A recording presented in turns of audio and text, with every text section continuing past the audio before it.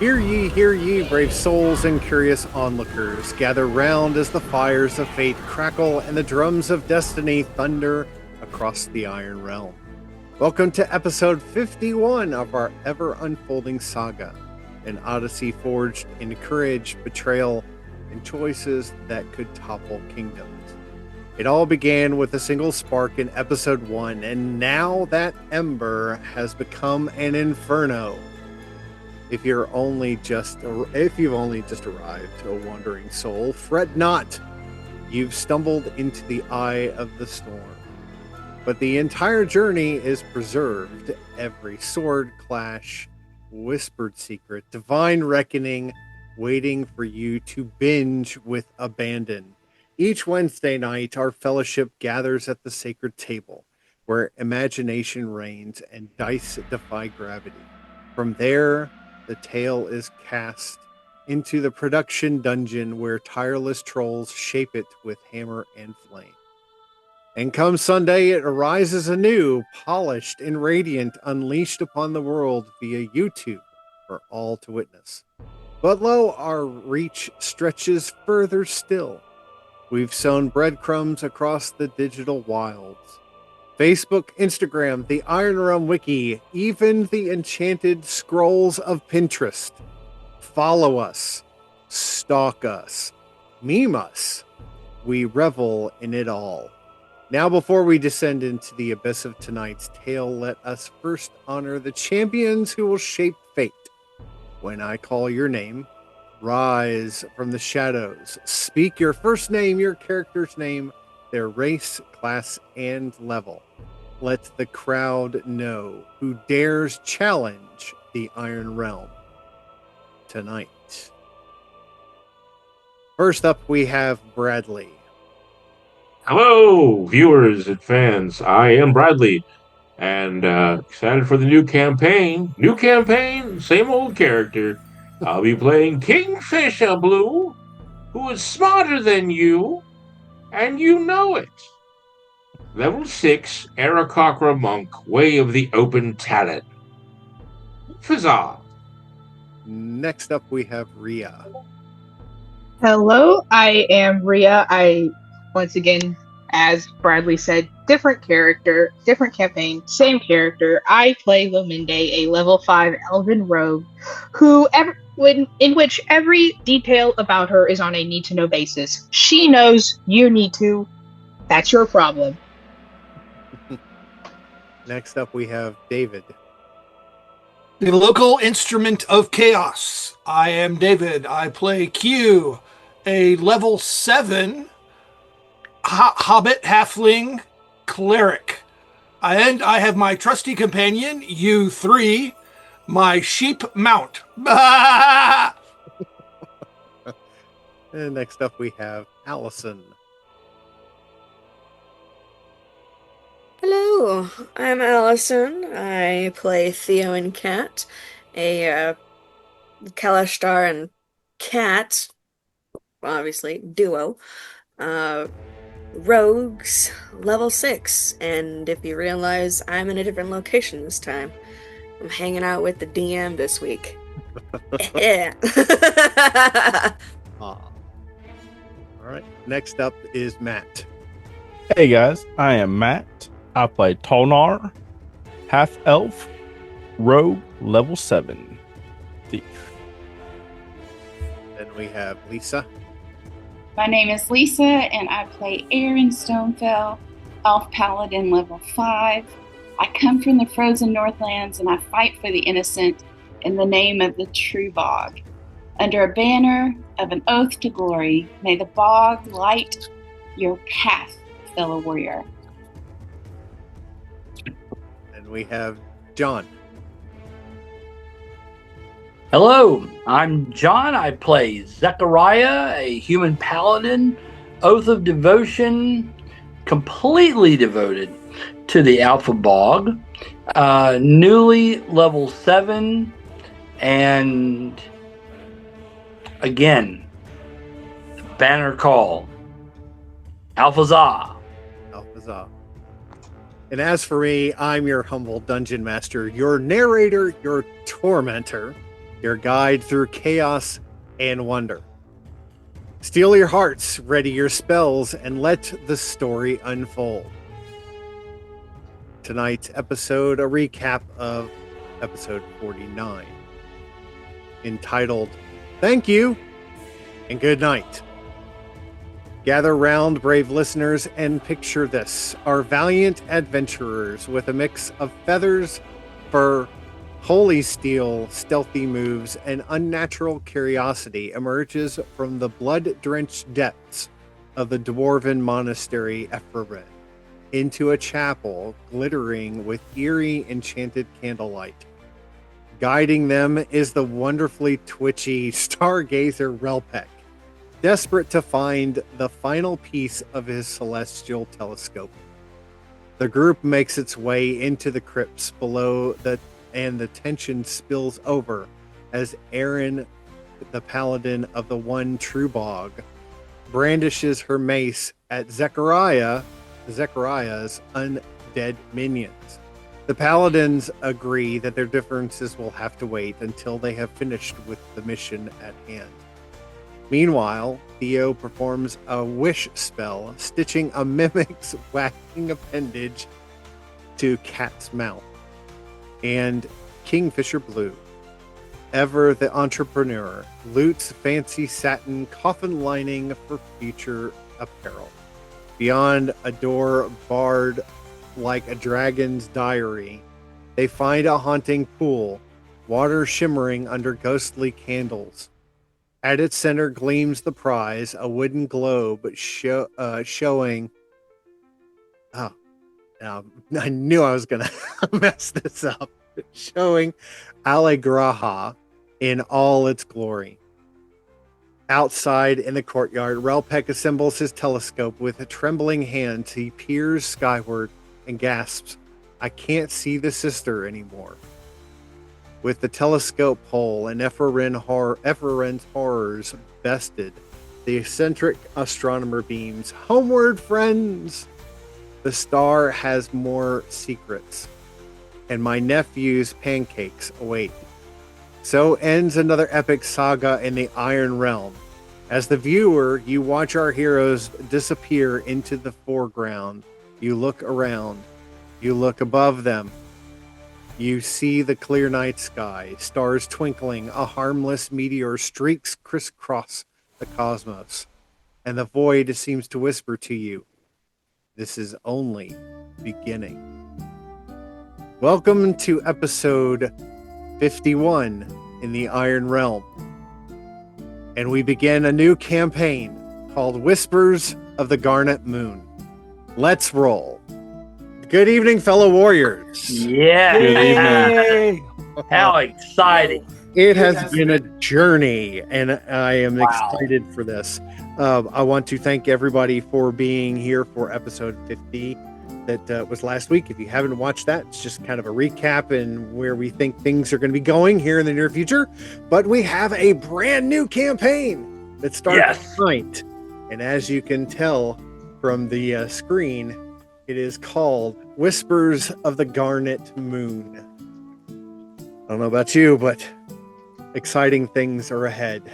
This is. And we should also note that we are going to be transitioning or moving over into the 2024 rule set, the newest updated rule set for 5E.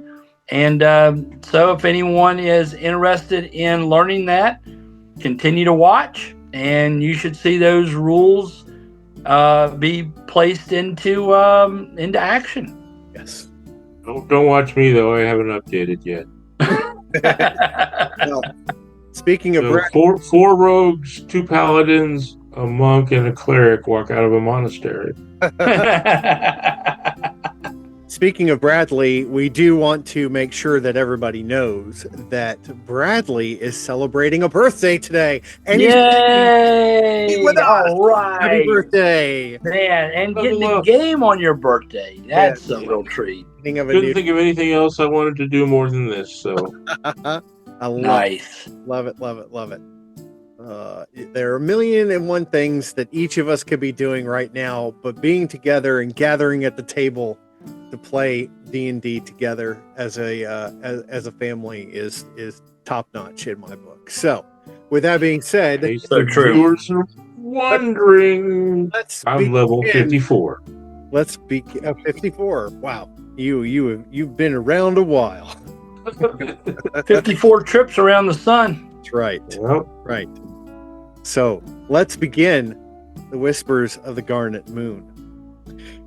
Adventurers, you have been tasked with destroying the beast that was purposely causing havoc within E51.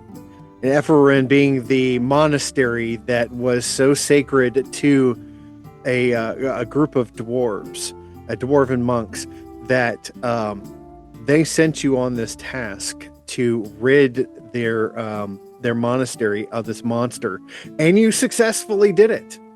Along the way, you have seen fellow warriors fall.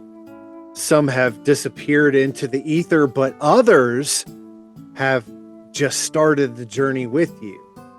And by stepping out into the unknown for everyone involved, because for some of you it has been 3 years since you stepped outside of this monastery.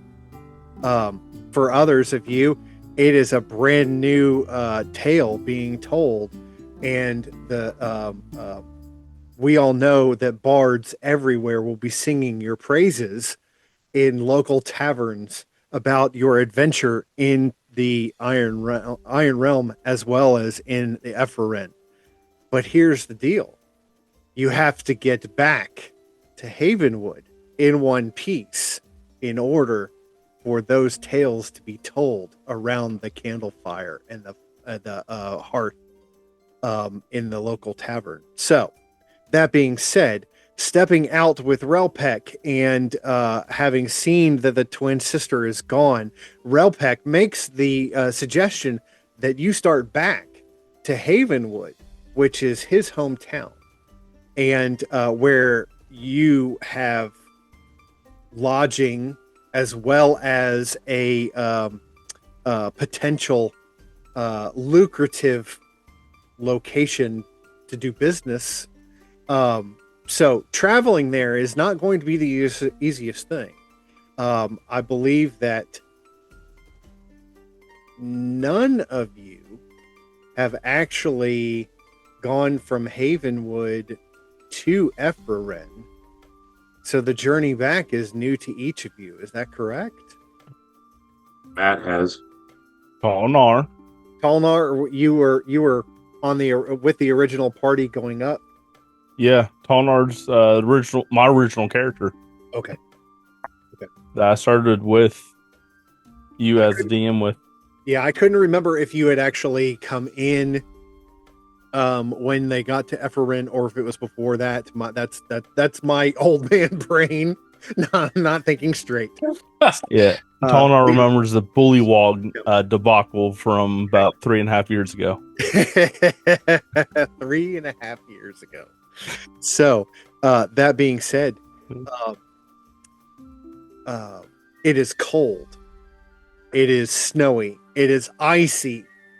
You're going to need to bundle yourselves as best as you possibly can in order to make this journey back from the monastery to the warm hearth that is the Saltine Keg and in Havenwood itself. So, that being said, what does the party decide that you are all ready to leave and go back to Havenwood, or are you wanting to stay at the monastery? I mean, we feel that we have some type of traveling clothes or warm blankets or whatever to be able to make this trek? Each of you has the proper gear for it. You didn't get rid of it. In all likelihood, you would still be wearing it when you entered into the monastery, and then were fighting in the monastery, because the only level within the monastery itself that was heated was the central chamber where the Medusa was. So with a lava flow, everywhere else has been cold and dark and dank. So you would still be wearing the clothes that you had when you walked into Ephraim, or through the portal, Right. or however you managed to find yourself in this place. You'd be wearing the clothes that would keep you warm. Yeah. Right. And the for me, the warming faith of the Alpha Bog, is enough that I'm going to be able to, traverse, this terrain. Yeah. So I'll look to Tonar. I'll get Tonar's attention, and with the knowledge that he knows how to lead us safely out of here, or lead us to our destination, and I'll say, Tonar, I shall follow you as we head out of here. Please lead the way. And Chris, you said it's cold. Is it a lot of snow on the ground, or is the snow? You're in the mountains. You're in the high peak of the mountain. So there is lots of snow, lots of ice. There is a rudimentary trail to get down the mountain. It's the same one that you traversed when you came up. Okay. So, I'll try to lead the way the best I can. With it being snow and everything else, certain things would be covered naturally. So, okay. And since I was with you, my limited memory would give me some idea of what was going on. However, my perspective from 3 feet off the ground is probably distinctly different from yours, especially in deep snow. I was going to say, can you even see? And having not had you when you came up the mountain to begin with. So, Aaron, what did you want? Did you want to say anything? I was going to say, I came directly from an Arctic climate when I came through, so I'm prepared for whatever cold we might encounter. But I wanted to get Lominde and Kat and Theo's opinion, and ask Tolnar how he felt about leading us down the mountain at this time. So Tolnar will look at her, go, it's going to take a little longer because of things being covered, but it shouldn't be that much more difficult if my memory does serve me correctly. Does anybody have rope?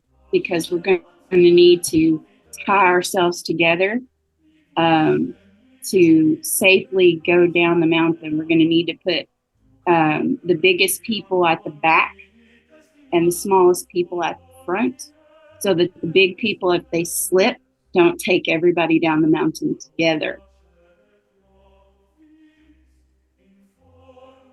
Chris, correct me if I'm wrong, the monastery is not on like a peak of a mountain, or would this mountain range be one of those that we would have to worry about drop-offs like that in particular?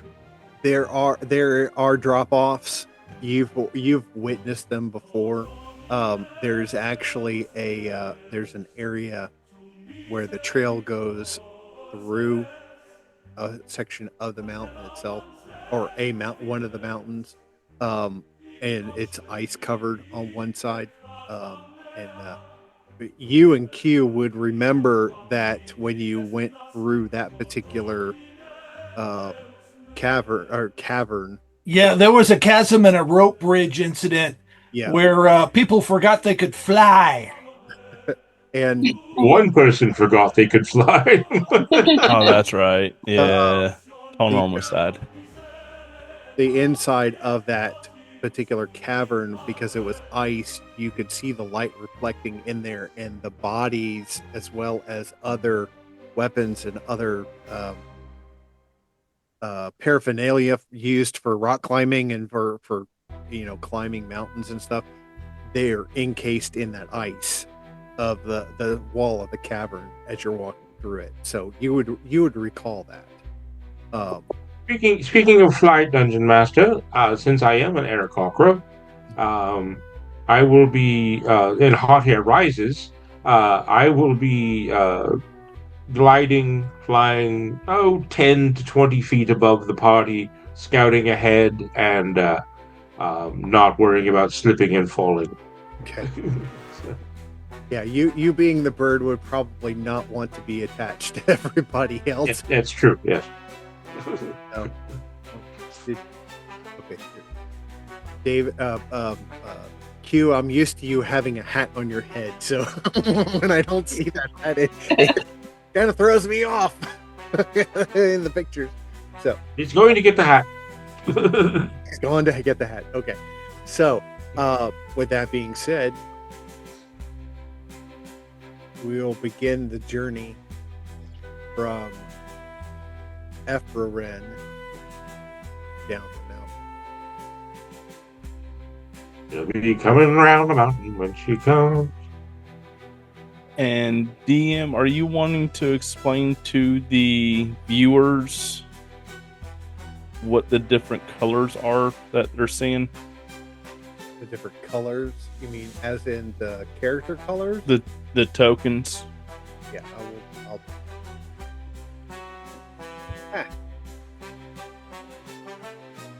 never going to be easier. Your tokens are actually at the top center of the page. On again, it would not be a D&D campaign without having problems.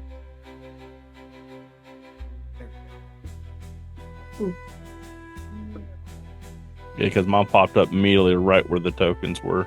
Did the altar mimic die? Yes. Okay. Yeah.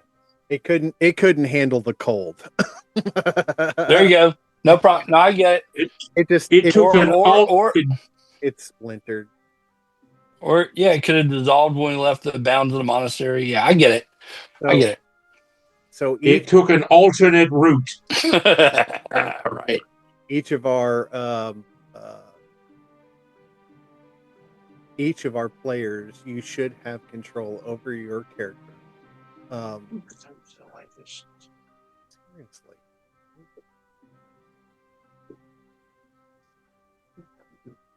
Yep. You know, there is something to having handmade maps and doing this around an actual table. Don't get me wrong, I love digital stuff, but the technology sometimes it takes longer to do things than it needs to. So, did you create this map, by the way? Yes. Nice. Yes, all of the. Do you want to give a shout out to who you made this from, or? It's made through. I'm just saying, if you want to give them a shout out, it looks pretty cool, man. Wonder Draft and Dungeon Draft did 90% of the maps that we are using in this. The other is a Calamus, I believe it is Calamus, which is an app that you can get on your phone. There is a way, and again, I'm just throwing that out there, and if we want to not have this in the recording, I understand, but there is a way, I believe, that we can put links into the bottom of this. So I don't know if that's something that you want to do, but I've thought about that can be up to you. Okay. I've thought about it. Okay. Just saying, So adventurers, you're walking through basically forest as well as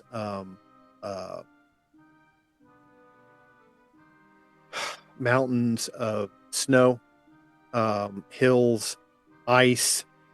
It is very cold. At times, the air is just as chilly as it possibly can be. I mean, it chills you to the bone. If you zoom out enough, you will see that there is an area of blue off to the left. Yeah. That area is a sheer drop off. That if you decide to go over there, you're going to go into the abyss of unknown. Whoa. So there is a trail that you are following that's leading you back home, but the way is not easy by any means. It is not for the faint of heart. It wasn't for the faint of heart when you started traveling up here. Q and Talnar can definitely attest to that. It has only gotten worse because the trail is not as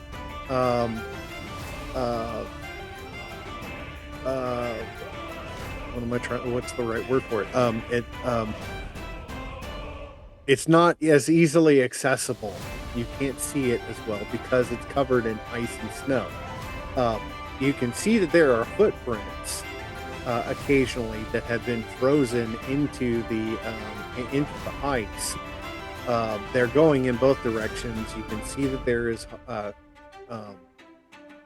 horse cart or horse hooves and cart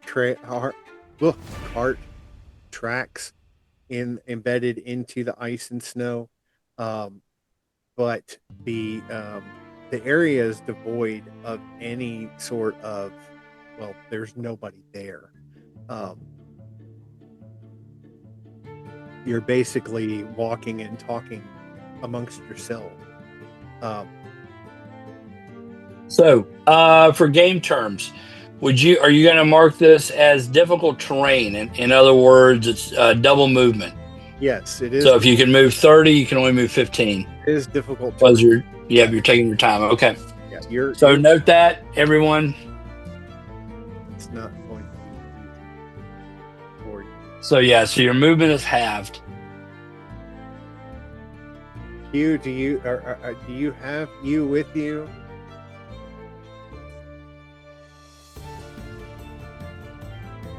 Q? You. Is you with you? Okay, he is with you. Okay. I just want to make sure because all I saw was one token. So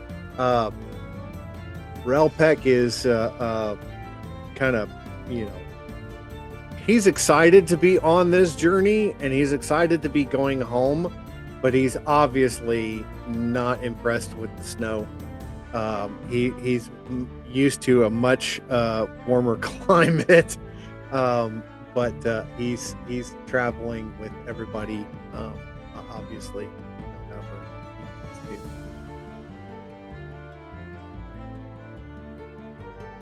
So basically, one large square is our move, for the most part, for walking.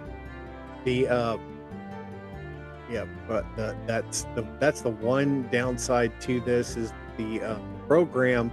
Or the image gave me one map, or gave me one grid, and then Roll20 did another grid. So it made things really change. So making your way through this, it's going to take time. This is not a journey that will take you a couple of minutes to do. Like I said, the air is crisp and clear. You can see the mountains that go all the way along the Asterag. You can see for miles and miles and miles, and you can see the snow cap. Snow caps of various mountains, and then just valleys of snow, sides of the of mountains that are snow. I mean, there's snow everywhere. So if you're thirsty and you need to boil some water to drink, you can definitely do that here, and it'll be covered up almost instantaneously with more snow. Going too far. Ooh.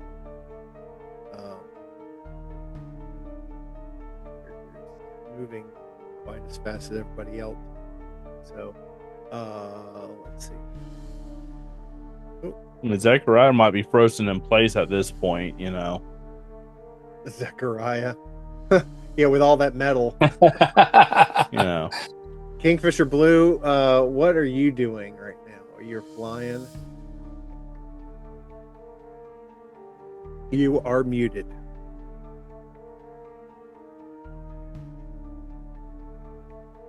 I'm flying. I'm flying above the party, scouting ahead. Okay. Staying warm and off the ground. Let's see. Make a Kingfisher Blue. Make a perception check.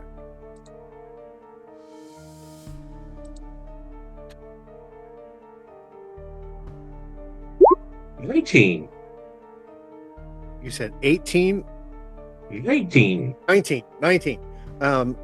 Scouting ahead, you see lots of trees, as well as you can see the rudimentary path. You do see something off in the distance that looks kind of interesting. Looks like it may be an encampment. An encampment, you say? All right. Well, I'll alert the party that I'm going to scout ahead and that what I saw, and that I'll report back. Okay. I will say, you know, someone's moving pretty quickly in, you know, tough terrain. It must be part Billy Goat. He's wanting to get home. So, the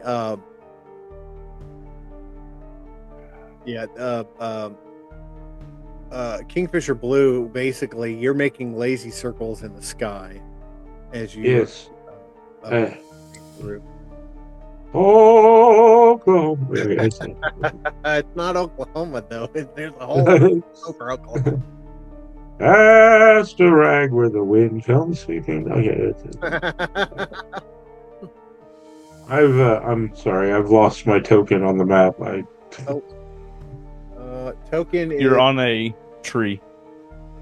Well, of course, on a bird, but there you having go. just Thank you. map navigation, Thank you, whoever. can't find anybody for a minute. Yeah. I'm pinging you. Yeah, everybody Yeah, underneath the trees and overhang, moving in. So it was nice of you to name an entire piss after me. I like that.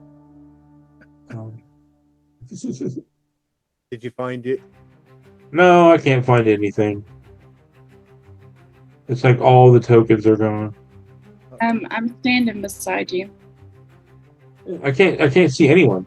Oh, there we go. I was just way too far out. Far out, man. Okay. All right. And thank you for standing beside me, Aaron. You're welcome. We're All right, I will fly standing below you. below you. I will fly towards the encampment, wherever that might be. The encampment I saw it. to your right. It's southeast of you. Okay. So, Chris, are we able to see any smoke or anything in the air? No. Well, I say that, but go ahead and roll a perception check just to be on the same time. Perception. There we go. Well, nope. I don't see anything. I'm white blinded because I got that one. Yeah, snow blindness. He tries to use his eyes, and they explode.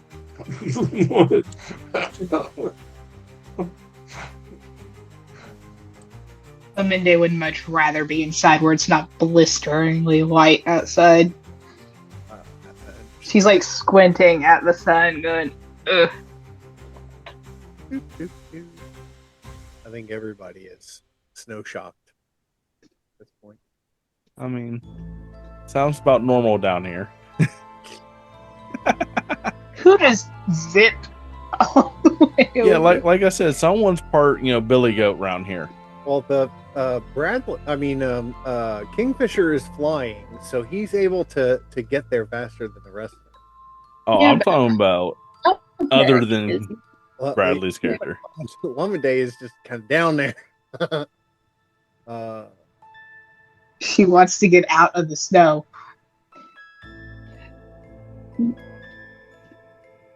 She should be able to tell us what she sees by now. Uh, That is a possibility. can I go ahead and roll a perception check? You're more than welcome to.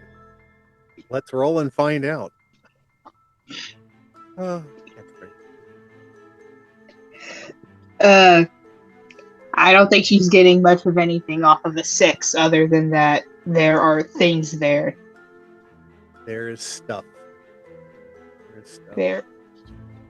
I don't mean to be accidentally pinging everybody. It's just No. Well, and also depending on how old the encampment is, if it's been snowed recently, it can be slightly covered too, so that would fit. So, upon arrival at the camp, you can see that the fire has been out for quite some time. There is snow covering the top of it, and each of the tents are covered in snow. One of the tents is actually fallen in, whether by snow or other means.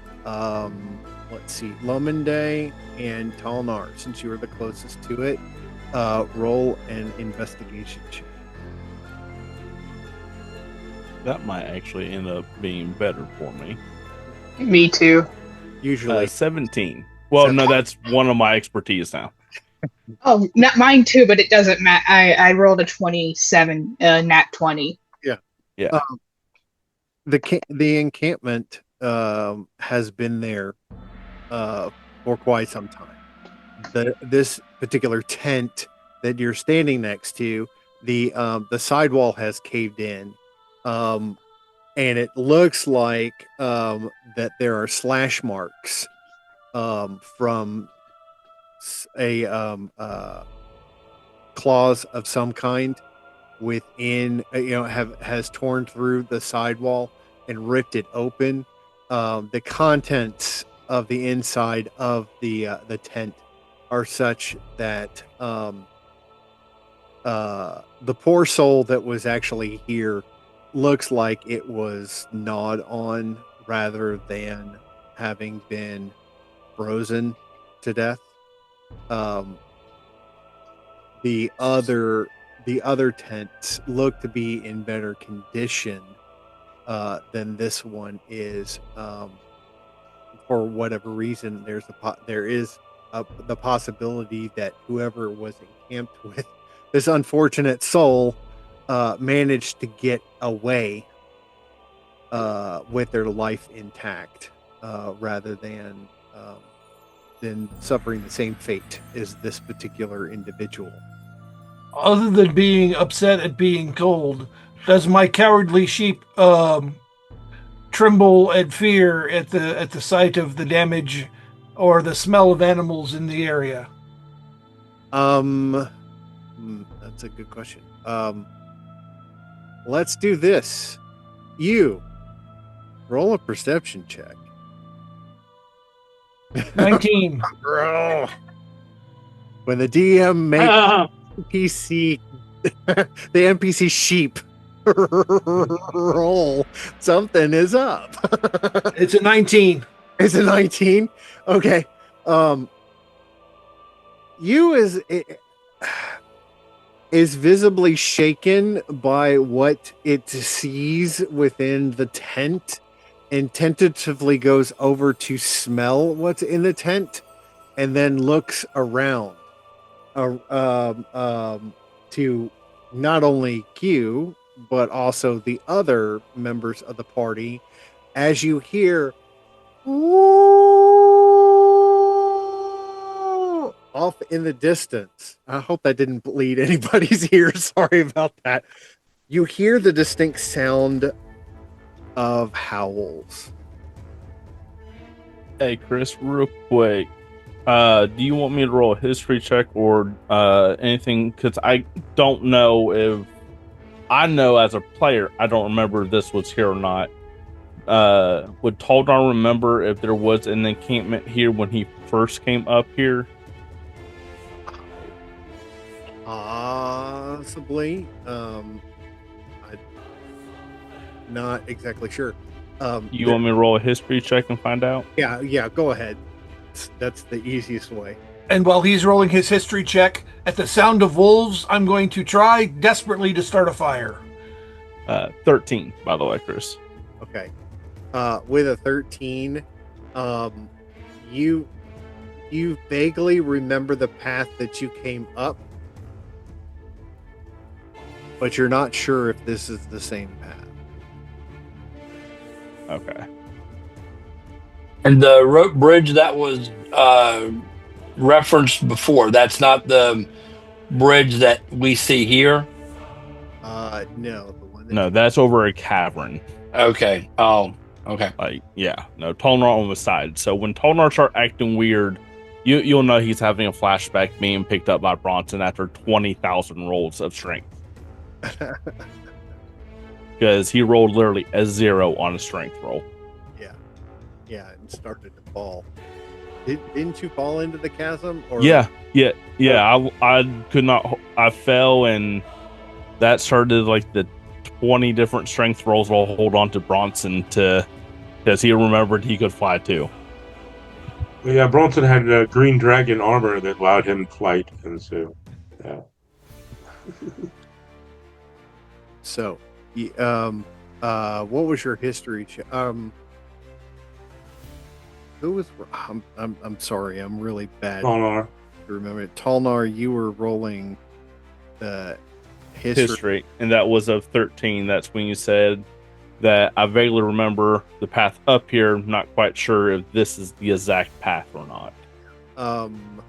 Let's see. And Q, you were trying to start a fire, correct? Yes. I love the graphic. Well, if Q was a wizard, he could probably cast fireball. The one time it'd be probably handy. That's hilarious. Q, have you been able to get it to light? Oh, that's up to you, boss. Can I cast Firebolt, my cantrip on that, and light it up? Well, the first question would be, is it covered in snow, first and foremost? Yeah. Has snow on it, as I said earlier. But... So it probably needs to be cleared out. And as I said, I'm trying to start a fire. That means I would have cleared space and got sticks together. And Okay. And I do have a tinder box, by the way. Okay. So if you guys will set up the fire, I will cast Firebolt on it. It's a cantrip. Swipe right, Tolnar. Swipe right. Give it a roll and see if you can do it. All right. 15. 15. You managed to get it, but it takes a while to do so. And it usually a lot longer than expected to.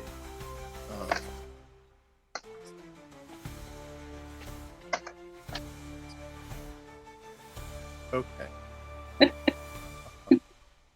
Like, we just want fire. Yeah, you all just want to stay warm. That's all it is. That's I heard howls. That makes me nervous. No, like in that movie with the guy with the Wilson. Fire! Castaway. Yes. Yes. Okay. We have Wilson. fire. There you go, you. Kingfisher, from your vantage point flying overhead of everyone else, having heard at the same time that everyone else did, bless you, this howling, you can see off in the distance to your northeast that there are 5 dire wolves making their way towards your encampment. and I love the graphic of the fire. That's awesome. So, Attention, in other words, attention now. Oh, never mind. Go ahead. There's just some 5 direwolves coming. go ahead, Bradley. That's what I said. I said, no, 5 direwolves. They're coming. We might want to take defensive positions. Where are they coming from? From the northeast. Okay, I'm putting the sheep in the tent. Wrong. And I'm going to stand in the put 'em doorway. in that tent. With Don't put them in that tent. That's the broken tent. Yeah, Okay, I'll put him in that tent. Stand in the doorway. Yes, put him on the first line of defense in the first tent closest to the dire wolves that are coming at you. No, I'm completely laughing. I mean, you could have a new companion on this truck. Y'all are ready for another you, right? No, this time would be a dire. For you. You can't catch a break. Relpek kind of comes in and gets near the fire because he doesn't want to stay anywhere near it. So, all right. With that being said, Kingfisher Blue, you have an attack of opportunity. Yes, death from above, attack of opportunity, surprise attack, whatever you want to call it. Okay, before you do that, I'm going to cast Bless. Oh, thank you. I'm going to bless you, and I'm going to bless Tolnar, and I'm going to bless Zach, and I'm going to bless somebody else who looks mean and scary. That would be Aaron. That works. Okay. Now, did you say you as in YOU as in blue, or you as in? I am not blessing the sheep. Aw. It may need a blessing. We might need He was it. kind of downtrodden now because you threw him in with the dead body and then you put him into another tent and now he has a. Yes, but I'm We standing might need outside that the tent sheep to, going, everything will be okay. I will guard you. We might need the sheep for a protection during Passover. Or it could be lamb chops. Relpek's going to go ahead and get into the tent with you just to be on the safe side so they're together. All right. So, Kingfisher Blue, you were attacking Direwolf Blue. Yes. Okay. And my first attack Oh, there they are. was 11 points of damage.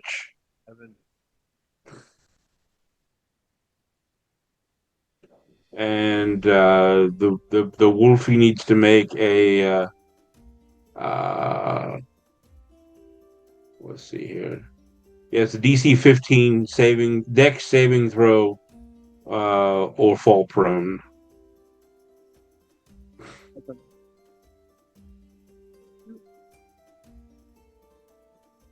on, machine. Do this right.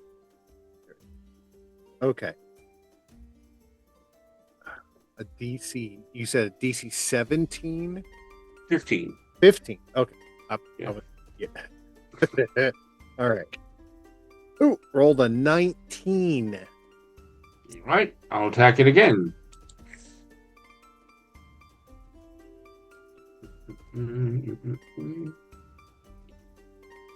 Blues can do, we can too.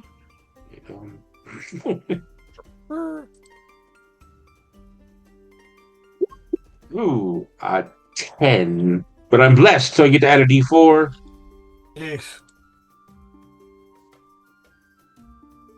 Oh, and their AC is 14, just so everybody knows. Well, missed on that one. It was a 13. All right, third attack.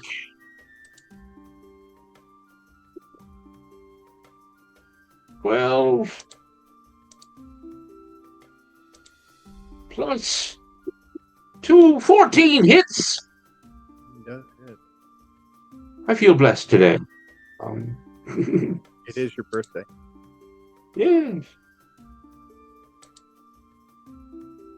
And that does 11 points of damage. and another DC 15 saving throw or be knocked prone.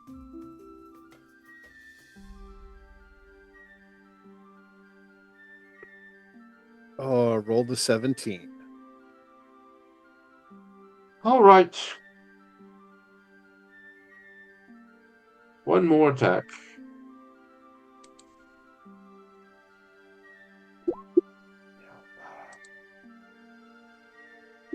$33 total points of damage for the series of flurry of blows, 30.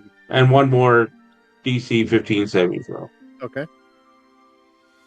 Let's see. Roll the 16.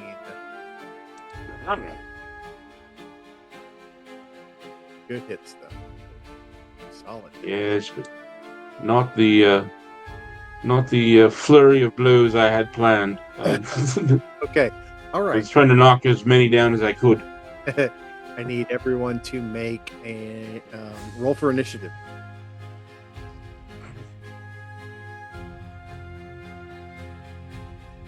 And I will call your name and ask you what you got. Okay? Oops.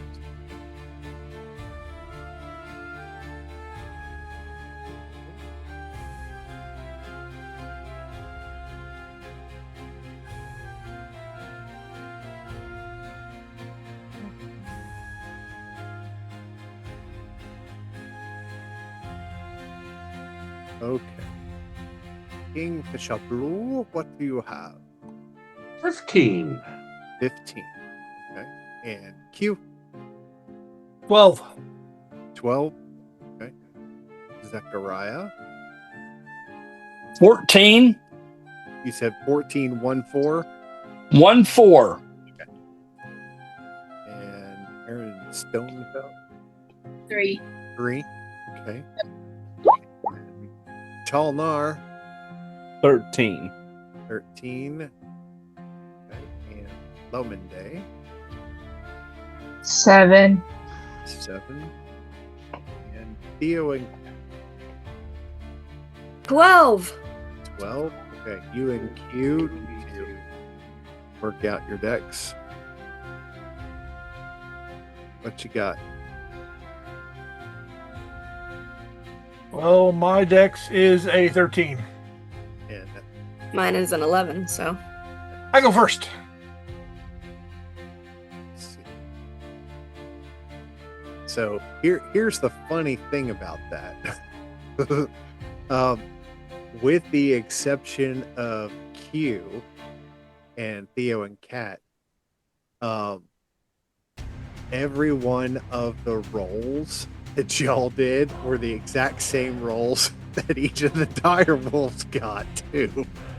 So, okay.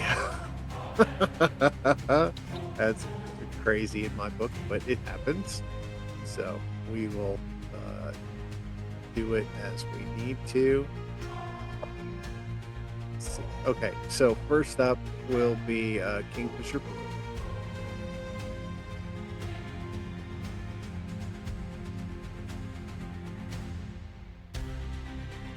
Make sure you're not muted.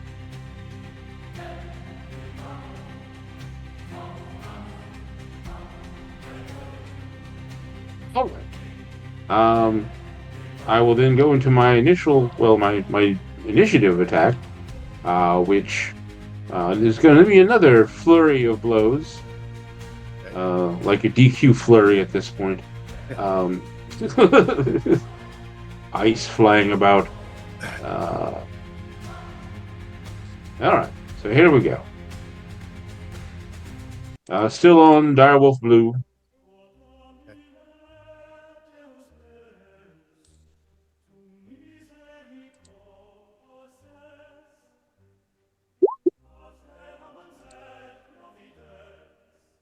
Six points of damage. 6 points of damage. Okay, Direwolf Blue dies. All right. And then I will swing. Huh? So well. Oh, thank you. So then I will engage this direwolf. Is that green? I can't tell. It is a green, yes. Okay. Direwolf green shall meet my wrath. Hello, wrath.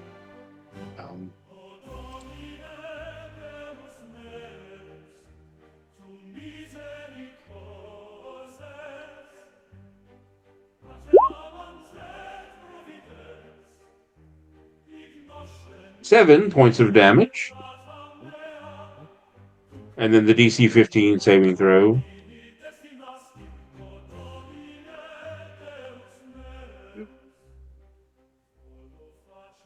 Rolls a 15. Wait, does tie go to the attacker or the defender? In this case, guy goes to the attacker. Yeah. Okay. Yep. So Yeah. green is knocked prone.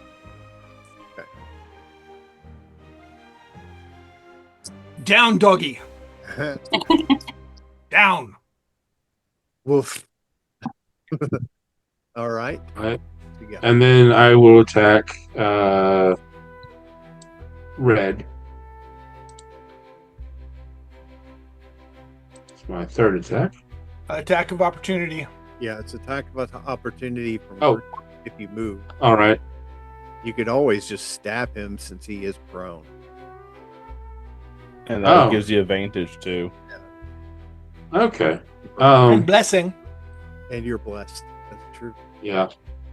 Well, I'll just go ahead and since he can't attack. The wolf can attack of opportunity while he's prone. Yeah, it doesn't stop him from biting. Yeah, he can still. He's just laying down. Well, go ahead. He can try, and I'm going to attack red and try to knock it over. Okay.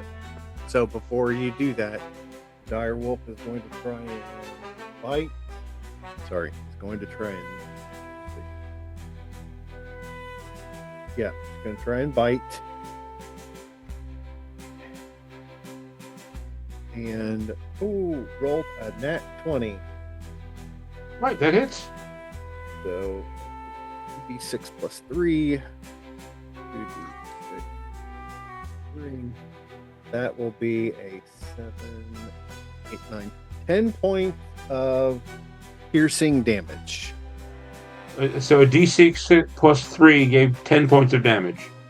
2d6 plus 3. Oh, 2d6. Okay, I just heard d6 Sorry, plus 3. I was looking over to look at the book because I don't have a place to put the book in front of me. All right. Ouch. So, Chris, But a question. Yes. So, with our changeover to the new rule set, are you still keeping with your old homebrew rule to where the types of damages do not matter? That's correct. Okay. Yeah. All right. It is listed as piercing damage, but to me, It's damage. It's damage. overall, Cool.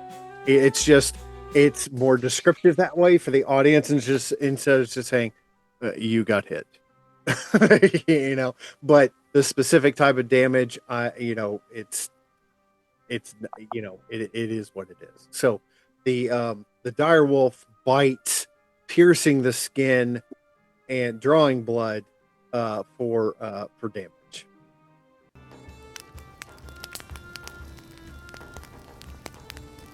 6 years running, Grain Soak Ale reigns supreme in the kingdom of Ithaca.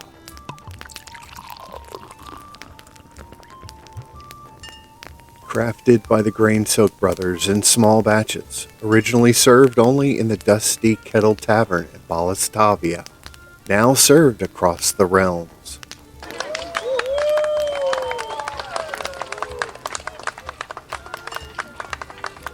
A wine is just a wine, but an ale is a brew.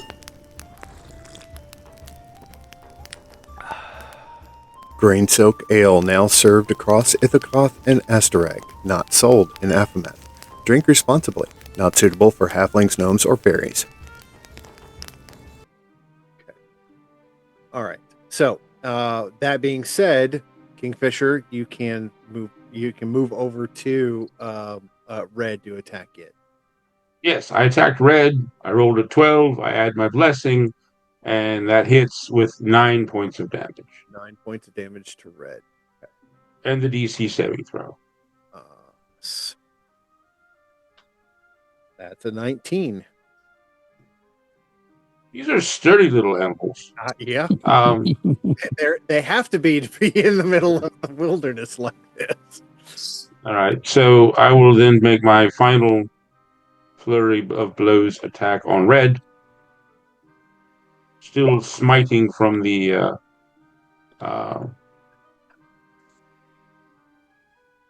bite, which I should have been better about. Right. And red takes 11 points of damage and must roll another saving throw. Red took how much damage did you say? 11. 11. So that's 1 total. And that is rolled a 13. So red is prone. All right. That ends my turn. Okay. Blue. Okay, so take Direwolf Blue is no longer in existence. It would have been up next. So that And red and green are prone. yes, red and green are prone. That brings up Zechariah. So with the ever vigilant Zechariah, would I notice? I see all the commotion going on to the north. Would I be observant enough to see something off to the west? I see it on the map, but with Zechariah, from his vantage point, yes. Again, really, not trying to metagame. No. But Zechariah would be looking around for all threats. Yeah. Any danger. It's called situational awareness. And yes, you well, let's do this. Perception check. Okay. We're doing fair. You're basically fair. Looking around. You know where Relpec is, you know where U is, you know where Q is. So hey, how about a nat 20? Okay. How about a nat 20 perception check? He's at the height of his game. Nat 20 does reveal to you that there is another set of 5 dire wolves coming from your west. Okay, so let's. Two things are going to happen here. Number one, so I noticed a group of dire wolves coming in. Now, each square, not the large squares, but I see the small roll 20 squares, right? So, and that's what we're counting as our. That's your 5 feet. Okay, so I can only move 15 because we're in. Okay, so difficult. So you're right. So difficult terrain. If I dash, I can go 30. Right. So instead of 60, I can go 30. Okay. So I'm going to yell out. There's another group. I'll yell out more danger to the west. And then I will dash, which again is only going to be 30 feet. But I will dash with the intention of moving, trying to get the attention of the other group. And I will, I'll bang my spear on my armor, on my shield. I will make as much commotion as allowed. But my action is my dash. Okay. My movement, right, is that. So, no bonus action. Let me just double check. For our audience, what Zechariah is talking about is there are 5 dire wolves that are on the road to his west that he has just noticed. And that's what he is alerting the rest of the group to. So, Okay, so no other bonus action. So again, moving as fast as I possibly can through this snow and making as much noise as possible to try and attract this group to me. And that's it. I'm done. so the okay.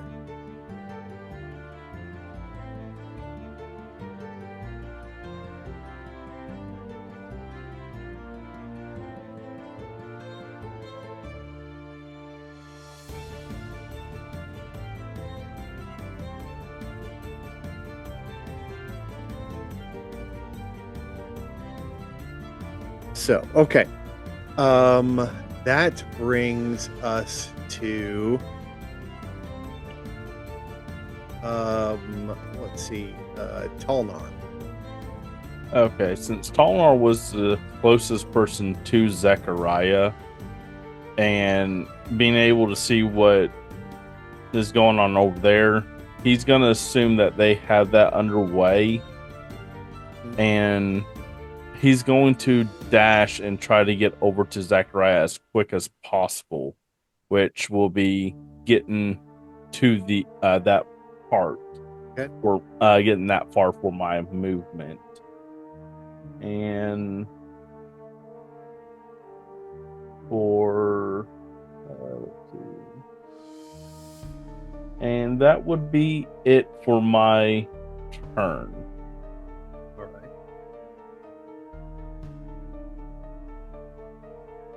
That will bring up Wolf or Dire Wolf Orange.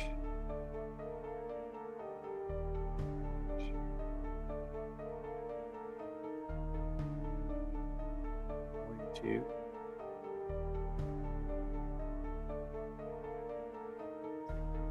Two. Four of you. So roll a four-sided die to find out who he's going to try and attack. Three. So that is going to be Aaron. So Wolf Orange is going to move through, since they're also at a disadvantage for movement. Their normal movement is 50, but in rough terrain it's going to be 25. So I'm not surprised our wolves have that. really, dude? Okay, let's try that again. He got cued. 10, 15, 20, 25. Okay, there we go. The direwolf is going to try and bite, and rolls a 4, so does not bite you at all. And they only have one attack. So that ends the direwolf's turn. So okay. That brings us to Q. I'm going to yell, "Come to me," and dash to here. Okay, you're going to dash around to the other end of the. And I'm yelling, "Come to me." To you? To Zach and Tolnar. Oh, okay. So that's all you're doing is yelling to them to come to you? Yeah, because what I'm planning on doing is casting a spell, and they're outside my radius. Uh-huh. Okay. All right. Let's see. Okay, that will bring us to Theo and Kat. As she comes into the conversation. Yeah. I'm aware I've been muted this whole time, but that's primarily because the mic picks up. For anyone in the audience wondering. And then there'll be an echo, and then everyone's gonna be upset. Yes. You know it full well, DM. Alright, so I'm gonna move over to green. Let's see. I'm gonna try and see if I can hit him with my longsword. We'll see what happens. Remember, he is prone, so you have advantage. Yes. That would be 15. No, wait, sorry. Excuse me, I forgot to add the +3, so that's 18. Yes. 15 hits. Yes. Let's see. Where is it? Where is it? Where is it?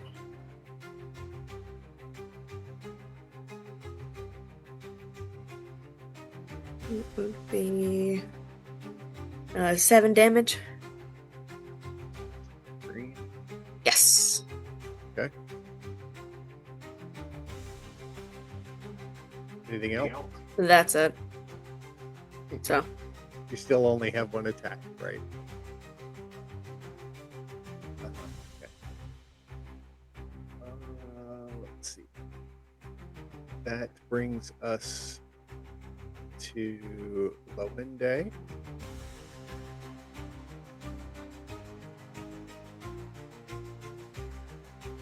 Sorry, I just hit the wrong button on my laptop. Well, first I have to move into range.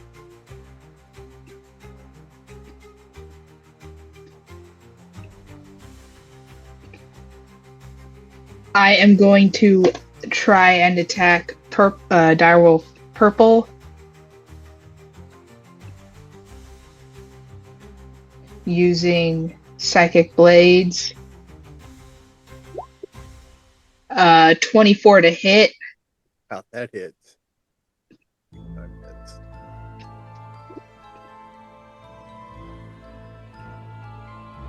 And a total of 6 psychic and 11 sneak attack for a total of 17 damage. 17.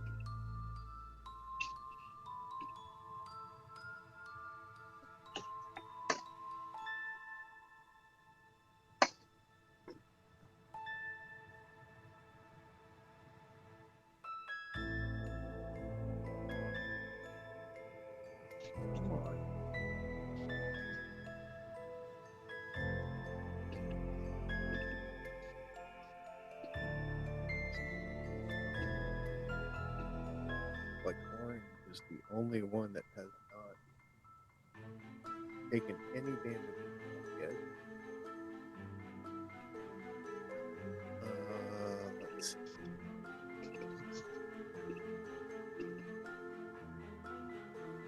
Okay, so red is prone and is going to use its action to get the rain. That's all it's going to be able to do. Try and get to you. Next turn again, and then Aaron Stone fell.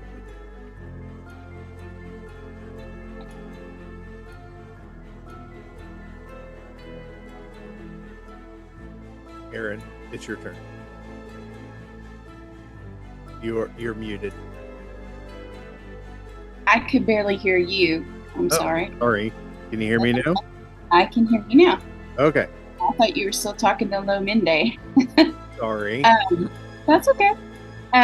So I'm going to try to attack Direwolf Orange.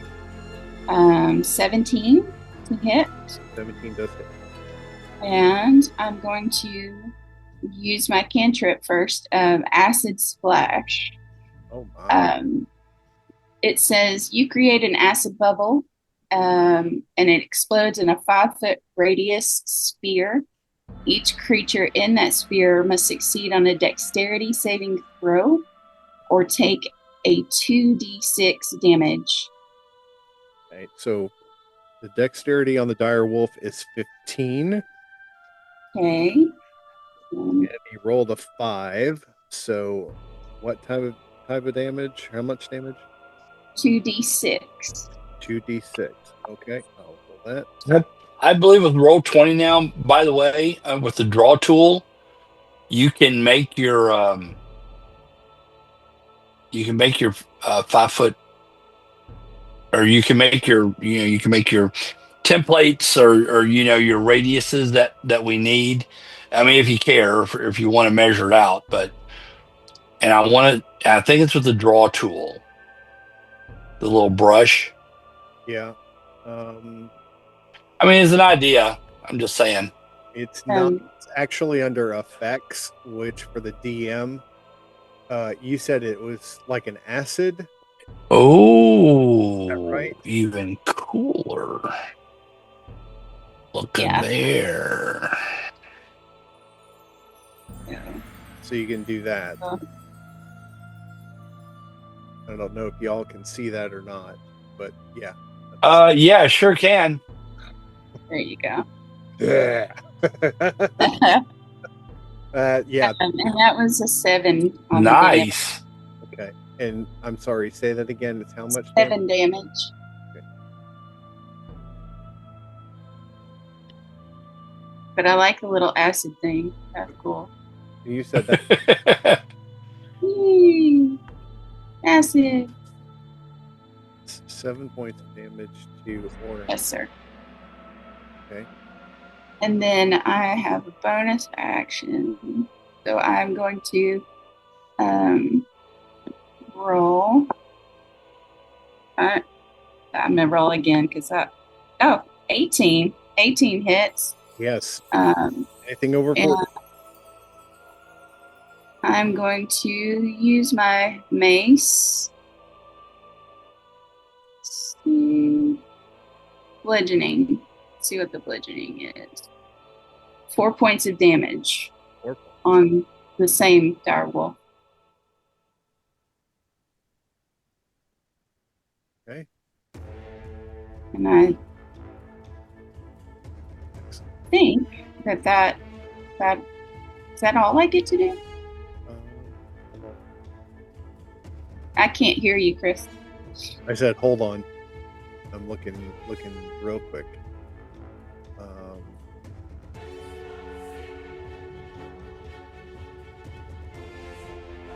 Well, if D&D Beyond, come on.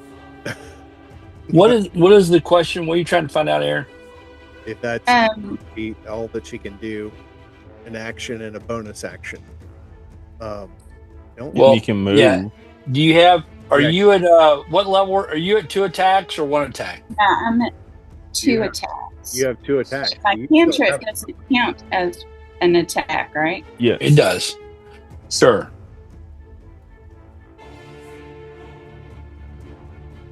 So you can do it at will, but it just doesn't cost a spell slot. Is that what that means? Correct. Well, right, yeah, but it still counts as an attack.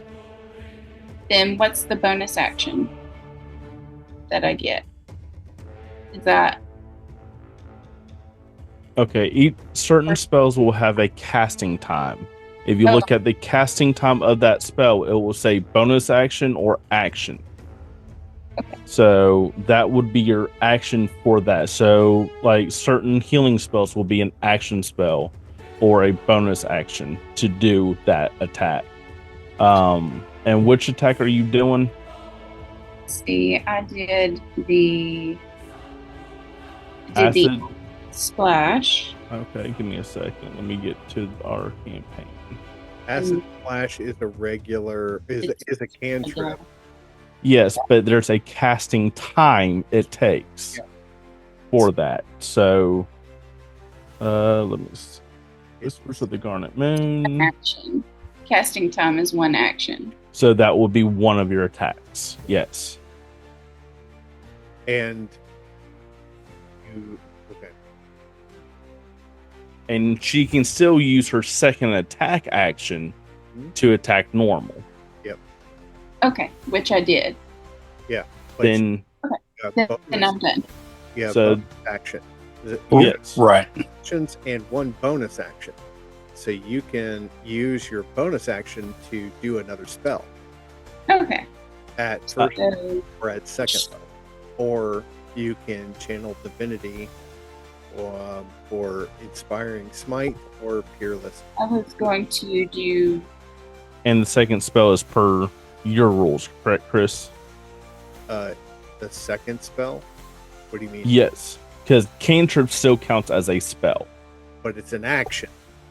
So she's used both of her actions, but she has a But bonus, I have a bonus action. Correct. which includes doing spells under bonus. Correct. It can. We can only cast one spell per round, unless homebrew is otherwise. There is a nuance, and the nuance is you can only, which, see, I don't know how it works with cantrips, and I was going to try and look this up. But when it comes to spells, even though you might have 2 attacks, you can only use 1 spell slot Right. per. But, Right. But she's But not. cantrips don't use. I know, right. So that's the only thing I'm not sure of. So Because- And I was going to look it up. Yeah, because typically even cantrips, it's still a spell itself. Okay. Per at least the old rules. But like I said, if it's your rules, that homebrew is different. So this is the hard rule that we're going to go by. Okay. From now on. If you use a cantrip as one of your actions, let's say you have 2 actions, okay, and then you have a bonus action. If you use a cantrip as one of your actions, and it's specific, like the one that Aaron just used is one that takes an action to do. She used her fight for the second one. She can do another spell as her bonus action Okay. after she's done the cantrip, because the cantrip already was an action. So it's basically, I throw this, I fight this, and then I throw this. You see what I'm saying? Okay, let me ask this because of casting times. Does the casting time have to be a bonus action for that?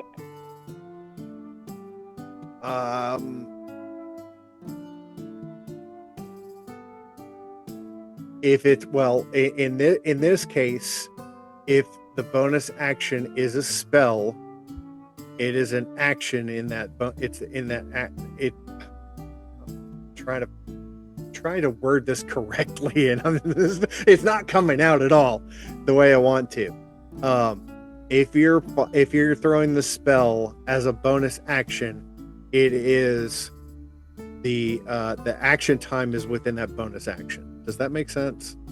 Well, okay. And like I said, now we don't have to argue this. We can talk about this later, but really quick, if you look, so 2024, right? If we are, and I know you're homebrew, you can do whatever you want to do, and I get it.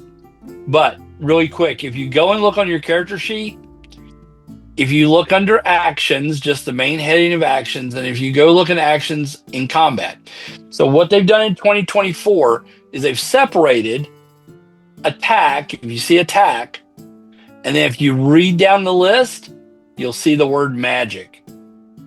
So magic is casting a spell. So when they say you can make 2 attacks, what they mean is you can make 2 like melee attacks, or you can make 2 ranged attacks, Or you can do. but you can only make 1 spell attack or a magic attack. And if you go and you can actually click on the little word, like if you click on the word magic, it says magic is casting a spell using a magic item or using a magical feature. And when you click on attack, it says attack with a weapon or an unarmed strike. So that's how they've adjudicated this in 2024 to try and clear it up.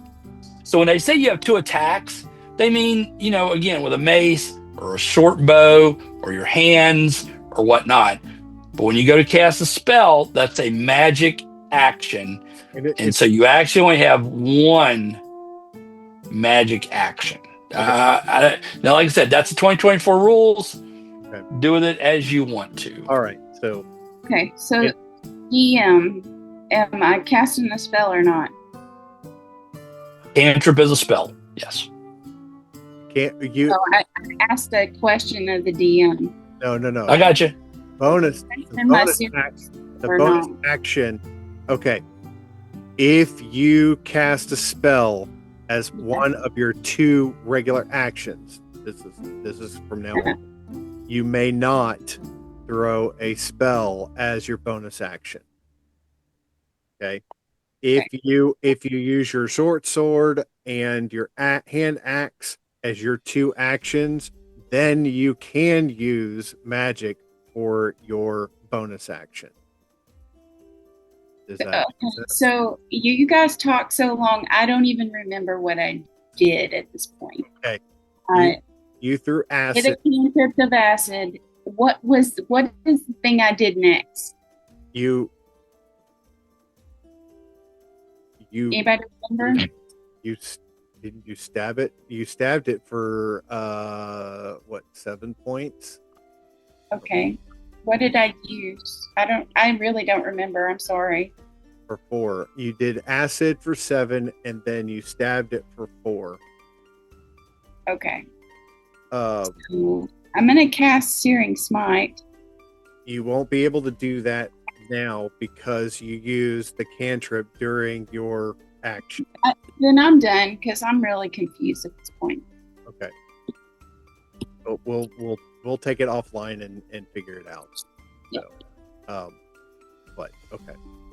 So, the dire wolf green is going to prone. It's going to stand up so that it can fight the next round. That brings us to the top of the order and Kingfisher Blue. All right. Hello, everyone. Well, I'm going to continue to smack Red about the head and shoulders. But I'm not going to use Flurry of Blows this time. I'm just going to use my normal 2 attacks per action. So, having said that, here we go. 1 Talon Strike.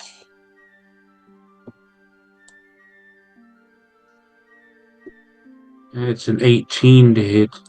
That hits. Yes. And does 10 points of damage.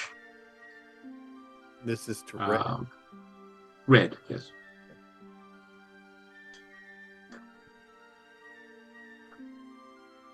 Anything? Yeah, that hits.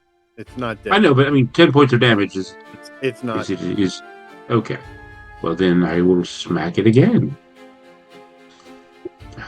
24 to hit. That hits. And 6 points of damage. That kills the red. All right. The red dire wolf is dead. Come on. I will end my turn there.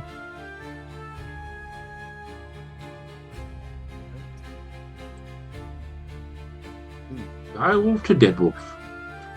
Yes. That brings up Zechariah. Okay. Hearing Q call Tolnar myself back to him. Got a pretty decent wisdom. I'm gonna adhere to that, and so I'll dash back towards Q. Okay. And stay right there. All right. That's it. I'm done. All right. That brings us to Talnar. I would do the same. I will come back some, so I will be hopefully within range of Q's spell. I mean, I don't know the distance, so I'm hoping I'm far enough back. So Okay. All right. And that brings us to Direwolf Orange. Direwolf Orange is going to attack Aaron with Bite. and rolls a 9, so he misses.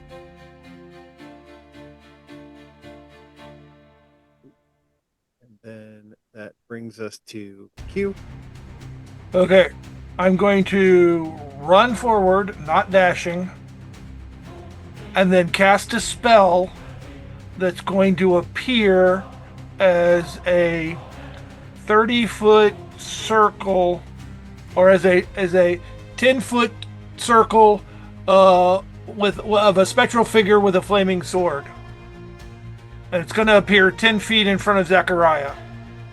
So right here.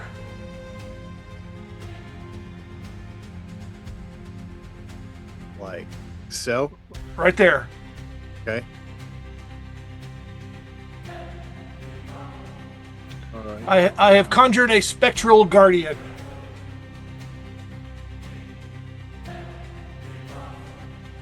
Okay. And is this a concentration spell? I'm double checking that as we speak. Okay. As soon as I find the notation, I know it's here. I know it's here. Where did you go, George? Where did you go? Pretty sure it's a yes, but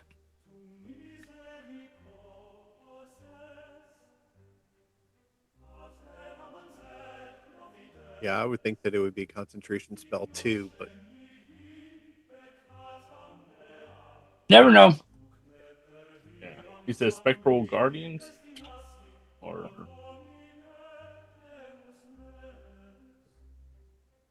Oh. Guardian of Faith. That's where it is. And no, it is not concentration. Nice. how long does it last? 8 hours. 8 hours. Wow. Wow. Wow. Definitely call your doctor if it lasts more than 4. Oh my.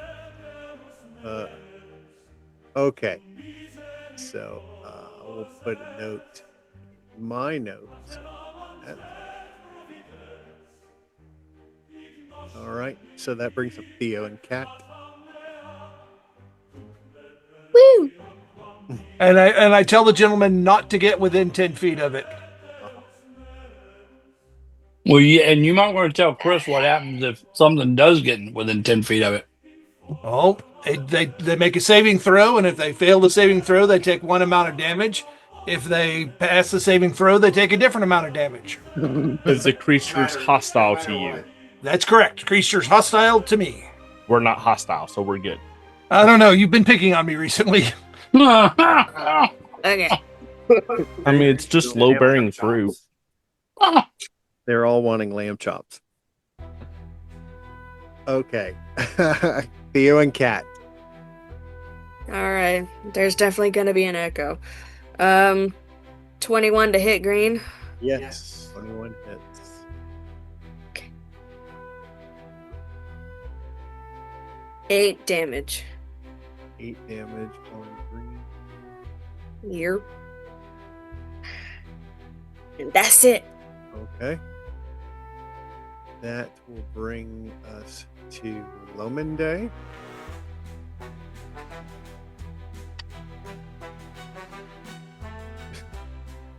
Okay, this time I'm going to try and hit orange. Okay. I can get my website to cooperate. And you do have you have advantage on this attack. Yeah, that's what I was Vex. trying to.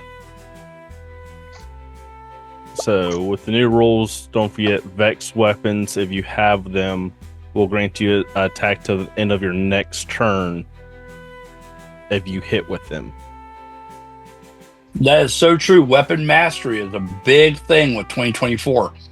That's right. You can use your weapon mastery ability with your chosen weapon. And some of those are really major. What you got, Lominde? Okay, well, with advantage, I got a 20 to hit orange. Yeah, definitely hits. How much damage do you do? 18 total, psychic and sneak attack included. 18? Wow. Yes. Well, this just escalated quick. Okay. The dire wolf is still alive, but is very singed right now. Oh, well, get ready for bonus action, buddy. Wow. Oh, I meant to roll with advantage on that one. Okay. There you go. And, well, 27. 27 hit.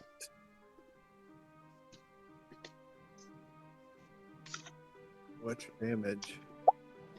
2d4, 11 total on the bonus.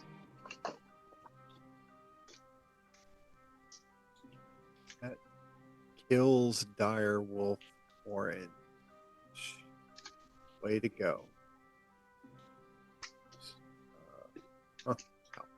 40 points of damage total. That kicks its butt to the curb.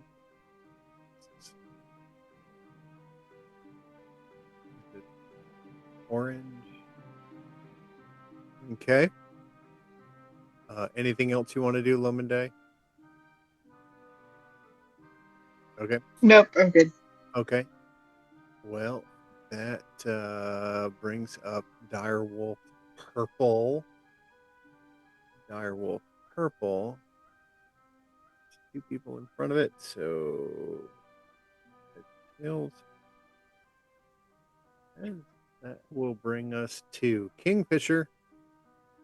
And Purple is going to come in to attack you. And with Bite, rolls a 2. So it misses completely. Just a bit outside. Yes, just. All right. Aaron, it's your turn.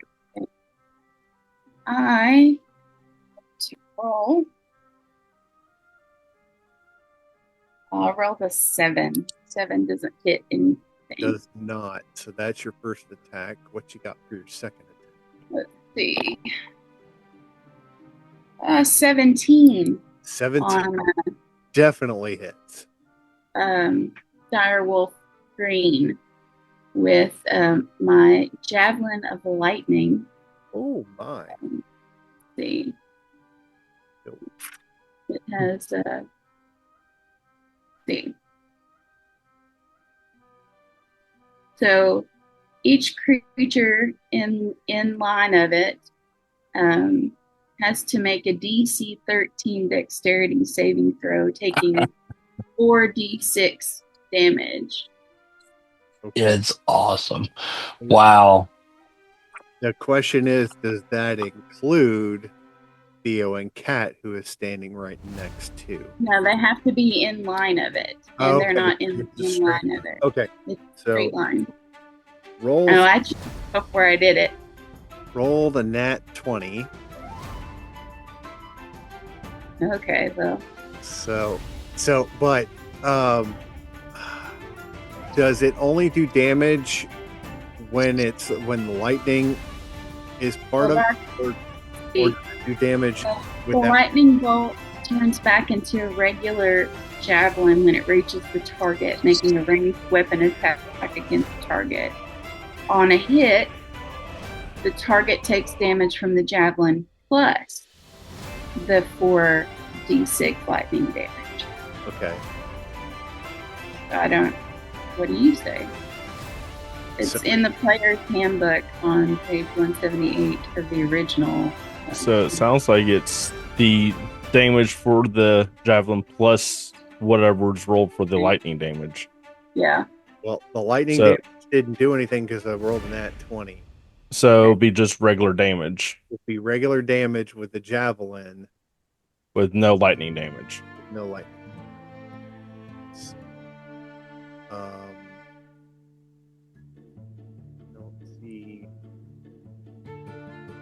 So I got a 5 on the damage for the javelin without the lightning. Okay. I was like, I'm looking at this character sheet and it does not have a javelin on it. Why is there no javelin on it? Javelin of lightning. There's a perfectly good reason. It's because I'm looking at Q's. Why doesn't she have this on here? This is an awesome weapon. It's because it's Q. So That was my first option. Okay.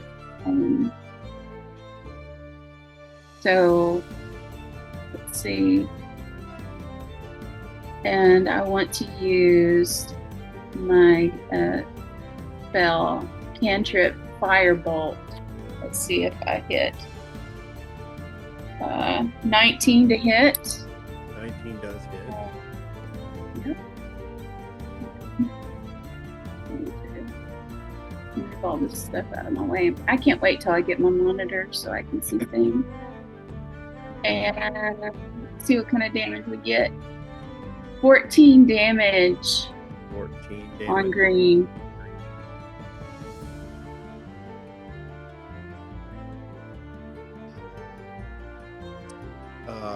Green. And then I want to dash a little closer, if I may.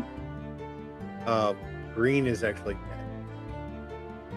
dead. What did you say? Green is dead. Ah, Green died. huzzah. Huzzah. No, it's huzzah for the tree bog. It's Huzzah. It's Alpazar. Sacrifice. And Nice. it's huzzah Huzzah. for the tree bog. Yes, it is. We can do Watch who you're talking to. Okay. That brings us to the top of the order in Kingfisher Blue. Well, hello. All righty then. Red is still. Wait, no. Wait, is that purple in front of me now? Yes, purple is the only one left Oh, all right. Well, of this group. I will flip flap purple then with my talents. And flip flap. I was kicking his butt. All right. Here we go. 21 does Definitely hits. 11 points of damage to purple. Okay. And then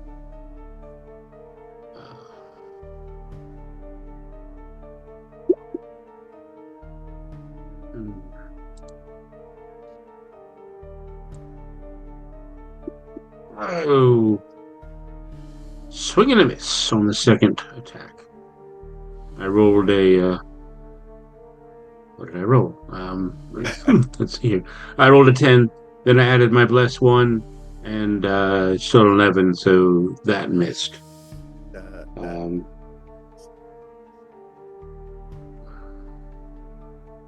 Anything else you want to do? Oh, well, yeah, but nothing I can do.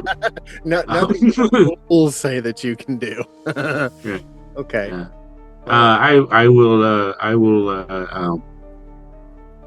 I will tweet in his face. Tweet in his face. In my turn. Well, that's not even. It wouldn't even be a caw.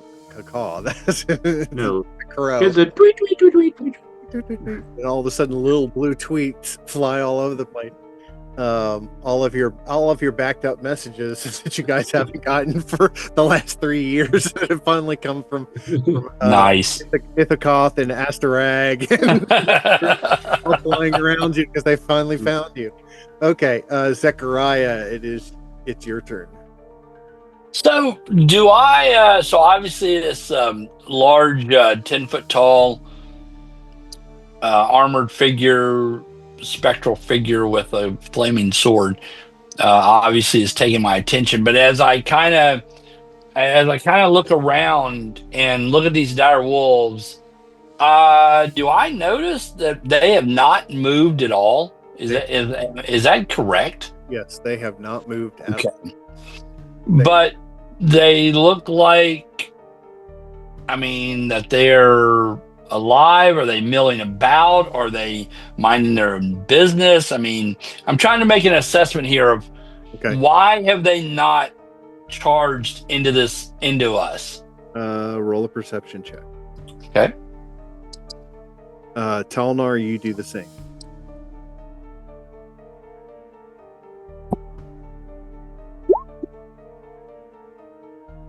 I'm pretty clueless.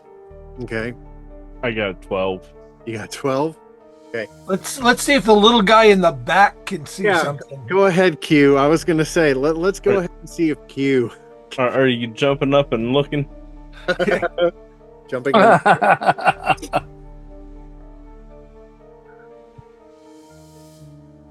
No.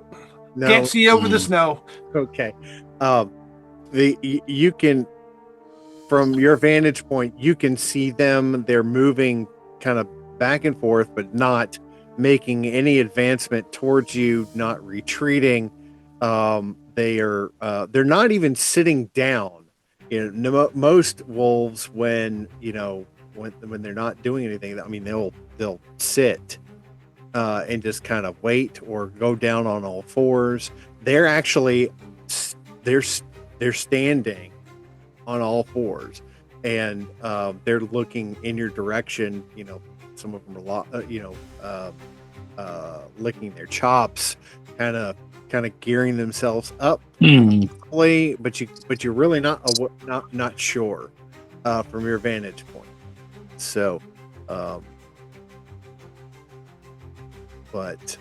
Okay, so I'm gonna move down. So I'm still in difficult terrain, which I guess if I wanted to, I could dash. Right?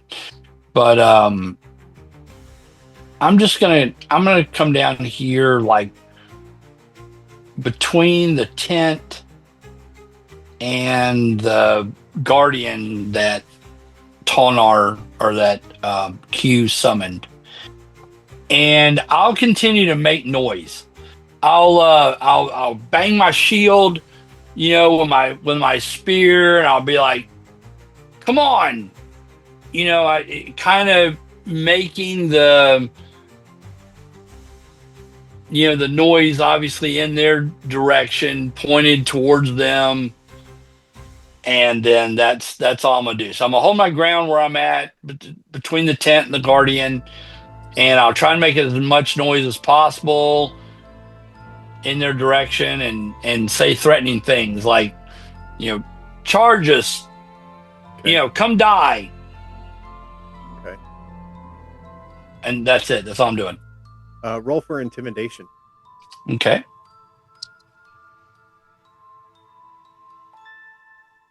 Whoops, that's wrong. Ignore that. Okay, it's okay. Here we go. How about a nat 1 on intimidation? So even though I got an 8, I actually rolled a nat 1. So You stood up, you yelled, and you were trying to shake your fists, and in the snowy terrain, your feet fell out from under you. right. I'm going to use that instead of using the sheet. Mainly because I think we may be using a new sheet sometime soon. But anyway, yeah, you just you talk a big game in front of these wolves, and they just kind of go okay, but they and look in your direction. So, Talnar, what you got for me? I'm going to go on this side of the thing that Q cast Under the canopy of the trees overhead. Yes, and I look at the dire wolves and I yell out to them that your mother was nothing but a house dog and your father was a mutt chihuahua. And I am trying to get them to come at us and attack us by insulting their lineage. Okay. That would be another intimidation check. It's an intimidation.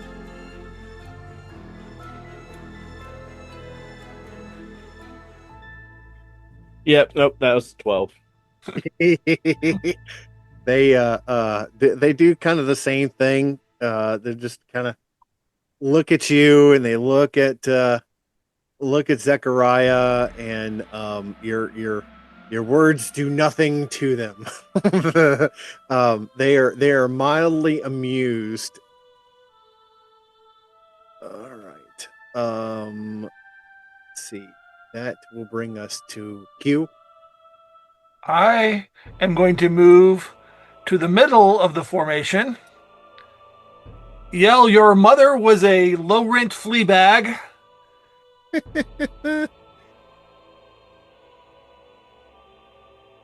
And promptly vanish into the snow.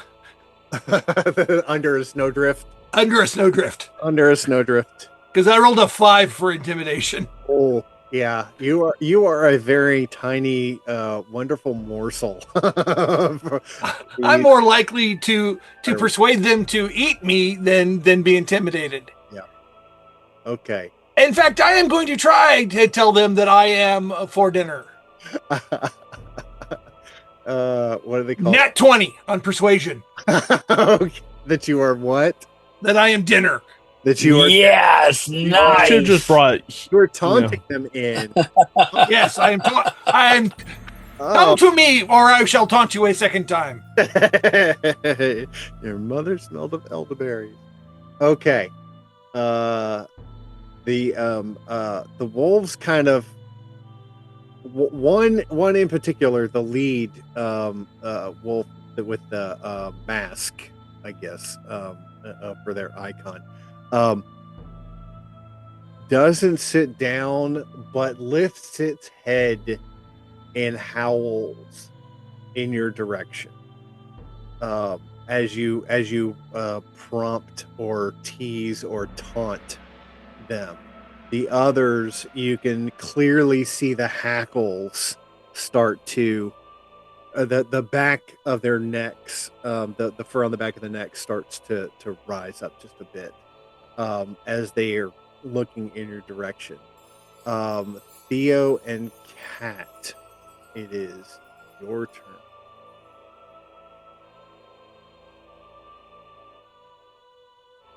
You think it's safe for a cat to be in this situation? I mean, She's not dogs wrong. typically don't like cats, so Let's roll and find out. Yeah, well, she's not gonna roll. She's gonna disengage. You're not fighting anymore. I know. So, you're moving away from everybody? I'm moving away from everybody, and Theo, or the cat is being cradled in the human's arms, so to speak. Okay. You're seeking protection. Yes. So the cat's in the cradle of the Garnet moon. I'm not getting involved in this, alright? Okay. That will bring up Lominde. Gotta do everything. Sorry, no, I was muted. Had to click onto the Zoom window and then and whatever. I'm gonna go after the only one left in my vicinity. There's purple is the only dire wolf that's right there in front of you. Right. If I can click on the correct tab.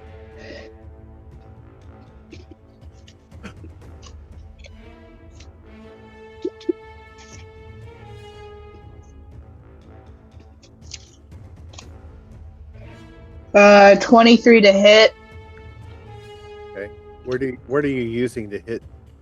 Oh, psychic blades. Oh, okay. 9 regular and 7 sneak attack, so a total of 16 damage on purple. That will kill purple. Okay, and For my bonus, I'm just going to go ahead and drop back as much as I can and move towards the whatever's going on in the corner.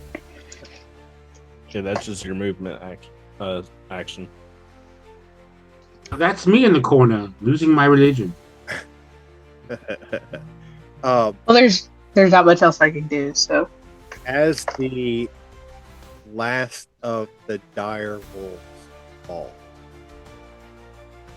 you can, because of their size mainly, you can hear the crunch of the snow as the dire wolf falls into the snow itself. And all 5 of the dire wolves that are on the other side to your west begin to howl. But it's like no howl you have ever heard before. It is a mixture of anger and sorrow, and you can visually see, especially Zechariah and Talnar and Q, you can see the intensity and the buildup within the bodies of each of these dire wolves. You can see their teeth start to shine off of the snow and the light reflected on them. You can see the glint in their eyes, the saliva that is dripping, literally dripping from their open maws as they start to move forward as a pack. And that's where we're going to end tonight. Dun dun dun. You never know. Yeah, very interesting. Yeah, wow, that's interesting because it dawned on me at some point. I was like, well, wait, they're not attacking this group off to the west. Mm-hmm. It's not attacking. So wow, very interesting. Okay. So, adventurers, great job tonight. You managed to down 5 dire wolves and are coming up against another 5 dire wolves as you're making your way back to Havenwood and protecting Relpec and you for all intents and purposes on the way back, you 3. And so, audience, thank you so much for being with us and joining us for this brand new adventure in the Whispers of the Garnet Moon. We hope that you'll come back again and again and again as we begin this journey into the unknown. Please like, share, tell everyone that you know about us. Get involved. We do have, as we announced last week, we do have merch that is coming very, very soon. So be on the lookout for all the commercials and during the commercial breaks and everything else that we're doing so that you too can have Iron Realm merch here in the near future. Until the next time, faithful adventurers and those that are sitting at the table, let's roll.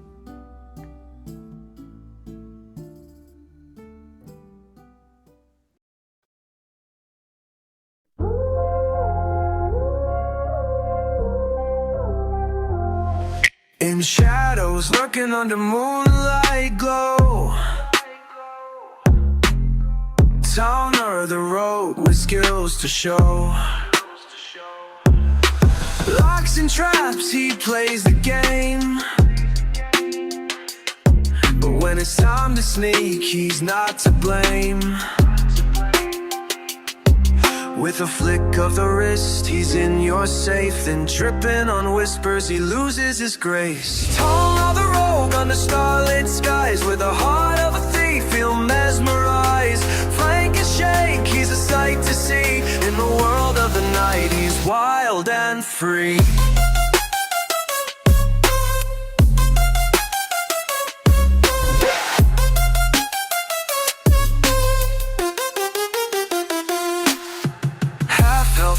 But stealth ain't his friend.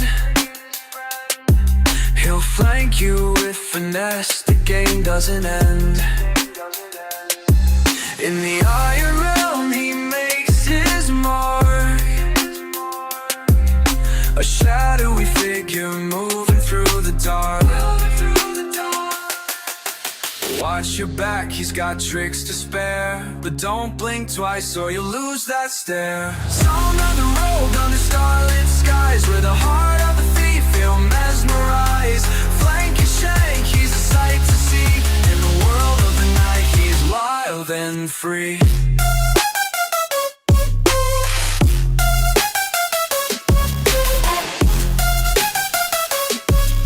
You're wild and free, pure mass, no lies.